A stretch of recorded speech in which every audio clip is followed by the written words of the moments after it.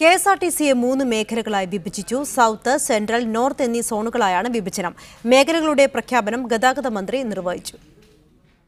നിലവിലെ തിരുവനന്തപുരം, കൊല്ലം, എറണാകുളം, തൃശൂർ, കോഴിക്കോട് എന്നീ 5 സോണുകളാണ് 3 മേഖലകളായി മാറിയത്. തിരുവനന്തപുരം, കൊല്ലം, പത്തനംതിട്ട ജില്ലകളാണ് സൗത്ത് സോണിൽ.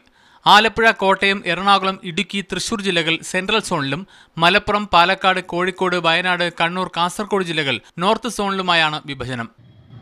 ഇപ്പോഴുള്ളതിനേക്കാൾ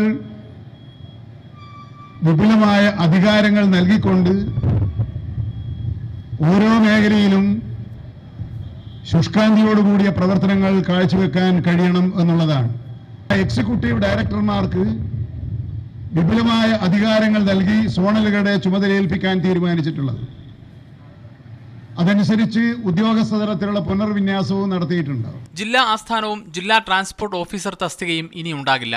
മേൽനോട്ട സ്ഥാനമുള്ളവർ യൂണിയനുകളുടെ ഭാരവാഹികളാകരുതെന്ന നിർദ്ദേശമുണ്ട്. സ്ഥാപനത്തിന്റെ പുനഃസംഘടനയെക്കുറിച്ച് പഠിച്ച പ്രൊഫസർ സുശീൽ ഖന്ന ശുപാർശ ചെയ്തതനുസരിച്ചാണ് വിഭജനം. മീഡിയ 1 തിരുവനന്തപുരം.